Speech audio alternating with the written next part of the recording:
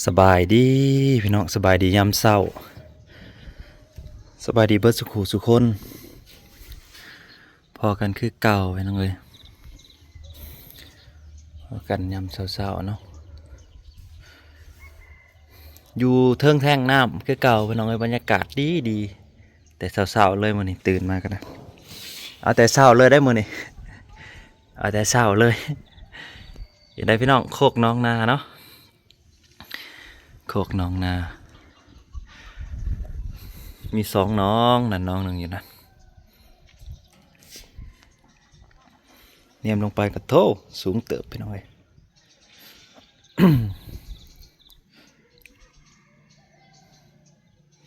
สร้างเขาเจ้าก็เก่งอะไรขึ้นมาหอดมามุ่งได้เซยเทิงพี่ป้าตะความสูงเด้บ่อยากสิว่า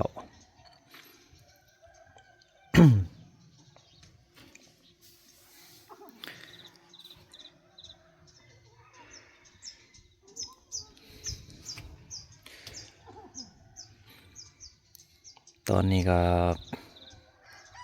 เป็นเวลาอยู่6 โมงเช้าเนาะ6 โมงเช้า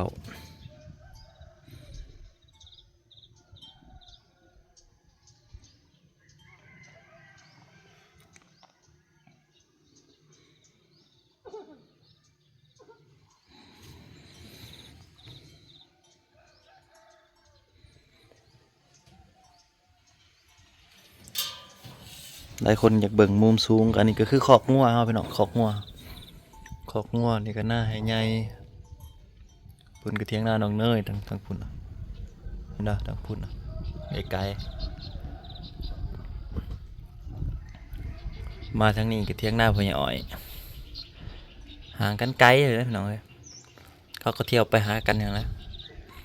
เขาเพิ่นตื่นดอกเบิ่งเราก็อยู่เถียงอยู่พ่อใหญ่อ้อยนะบันไดเราก็ยังไกลอยู่ดอกลมหนาวพัดมาวีเลย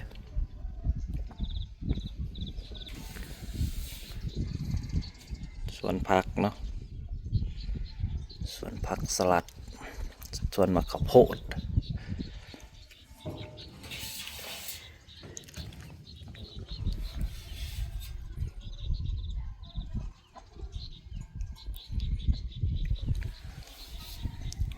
ตรงนี้ทั้งทิศตะเวนขึ้นทิศตะเวนขึ้นพี่น้องเอ้ยก็ทิศตะเวนออกคนเดินวะเด็กๆก็ยังเซลอยู่แล้วตื่นมาเลยเด้ปลุกตื่นมาแล้วเซลกันอยู่ตื่นมาแล้ว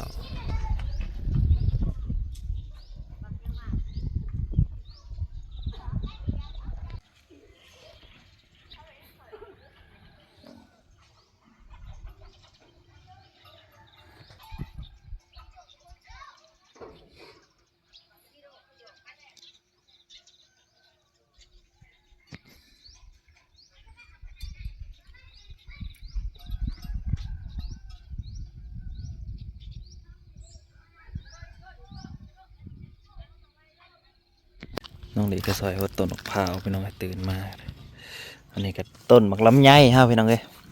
ก็งามของมันอยู่ได้เลยมันก็เป็นพุ่มขึ้นมาเลยอีกหลายปีก็คือสิได้พุ่มอยู่ดอกหลายคนปลูกไก่เฮือนยันมันนั่นหากมันก็ไกลกันอยู่ดอกมันก็เป็นอยู่5-6 เมตรปลูกอยากได้ห่มมันดอกพี่น้องเพราะว่ายามร้อนมาแล้วมันหาห่มส้นบ่ได้มันแบบคือเห็นนี่แหละแล้วยังว่าคำว่าเป็นห่มเขาก็มีเอาโต๊ะเอายังมาวางตรงกล่องมันตรงพื้นมันนี่ก็นั่งเล่นก็โอเคปลูกไว้เผื่ออนาคตคือว่าใหญ่กับบุเฮงก็ได้เนาะ4-5 ปีมันใหญ่แล้วเนาะต้นนี้นั่นแหละปลูกไป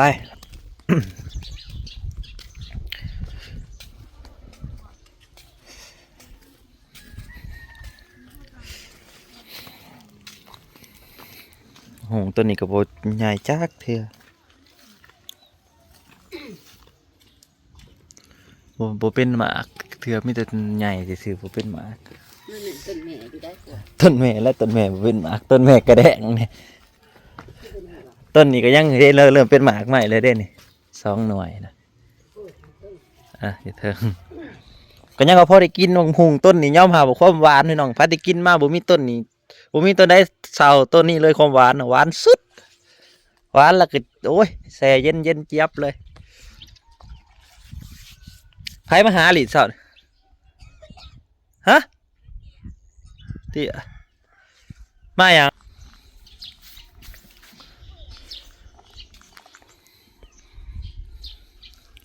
ปะตะเวนก็สิขึ้นแล้วพี่น้องเอ้ยตะเวนก็สิขึ้นแล้วเพิ่น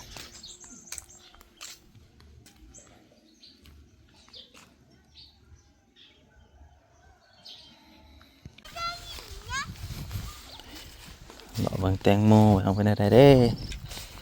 เริ่มหาก็กินปุ๋ยบ่ใหญ่จักถืออากาศหนาวเริ่มกินปุ๋ยแล้วบ่ได้ นี่ผมตัวโตค่ะ มันเหาะนี่ก็ว่าหนาว หนาวหนาวเลย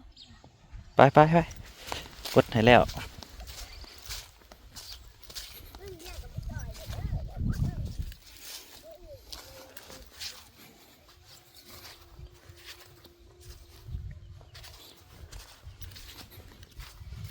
บักมูกับมันหนาวแล้วมันล่มกับปลูกยากนั่นใหญ่พร้อมอีกโอ้ย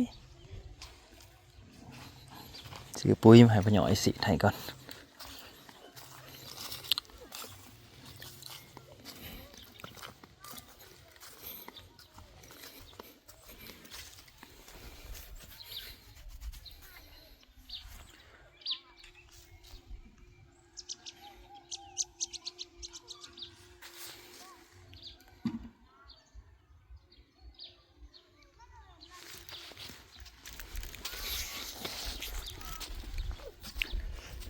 อากาศก็เย็นอย่าเยือกเลยพี่น้องเย็นน้ำหมอกลงแห้ง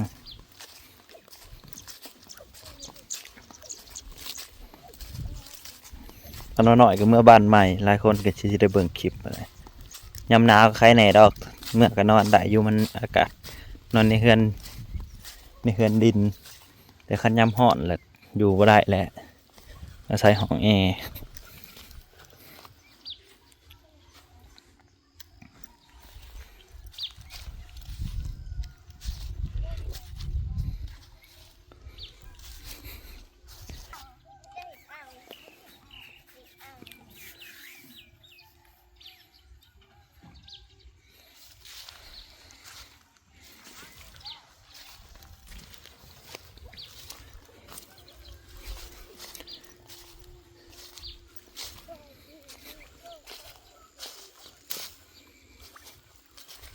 น้ำก็บกเลย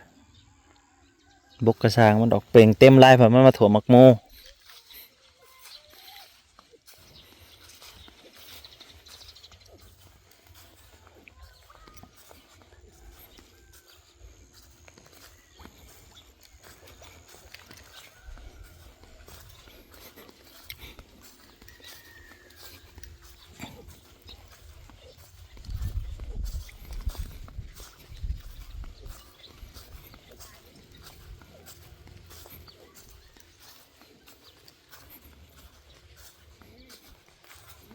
อุ่นอะไรพิงแดดเลยอุ่นขึ้นมาเลย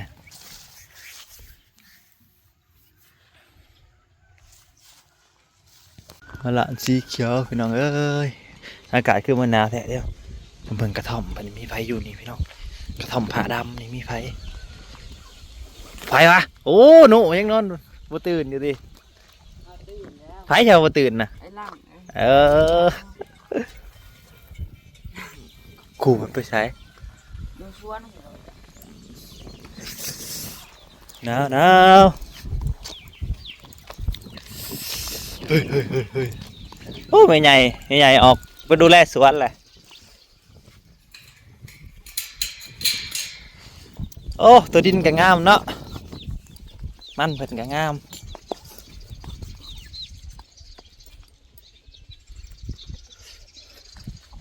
ข้าวโพดเราก็งามเด้อเรามีขี้หมูใส่อ่ะพอกบัวคือเป็นจังสี่มักถั่วมันปลูกยากอะไรน้องมันกูดเขาอีกละมักแตงเรากับเด็กขายแหละข้าวโพดก็กำลังจะใส่ผักเลยนี่ แม่ยายดูแลสวนบ่เด้อดิฮะไก่วาสะอืม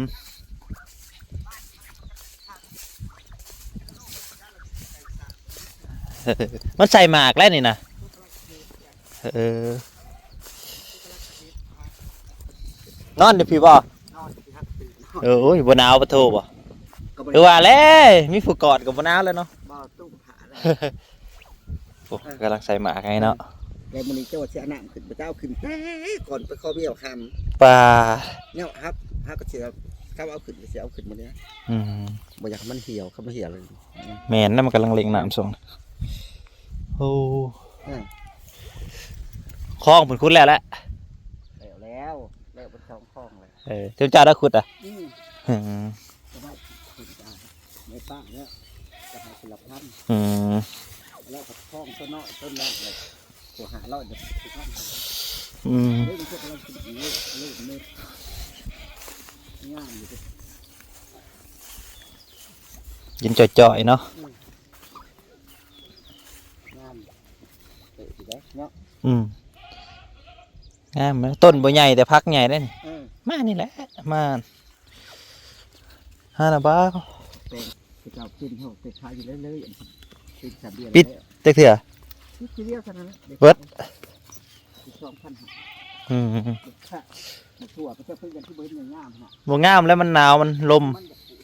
จะ มันลมแล้วมันเป็นนั่นนแหละ ตัวมันเลยยอดชายคือ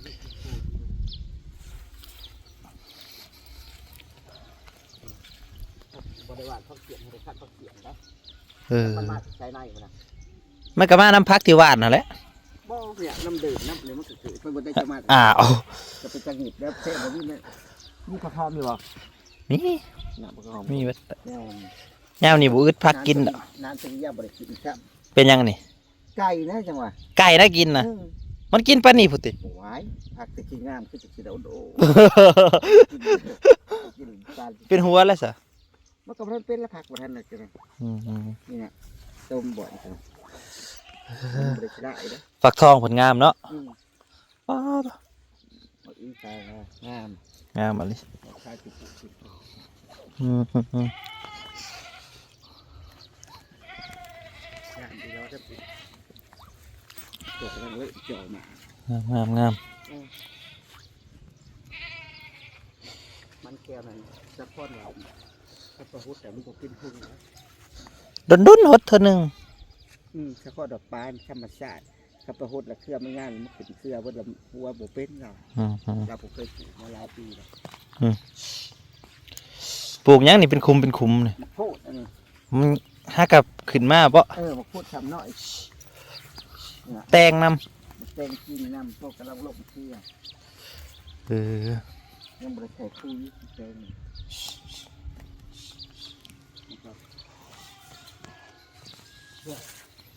นี่แหละพี่น้องสวนหัวหน้าบ่ได้มาอย่างดอกพี่น้องมาใส่หนีแล้วยืมเงินเรา300,000 3-4 มื้อ2-3 มื้อขึ้นหลัง บ่แม่น300,000 บาทได้พี่น้อง300,000 กีบได้มาใส่นี้มื้อนี้ก็ว่าสิเมื่อบ้านใหม่ขอบคุณเวลาที่มารับชมเด้อพี่น้องเด้อสบายดี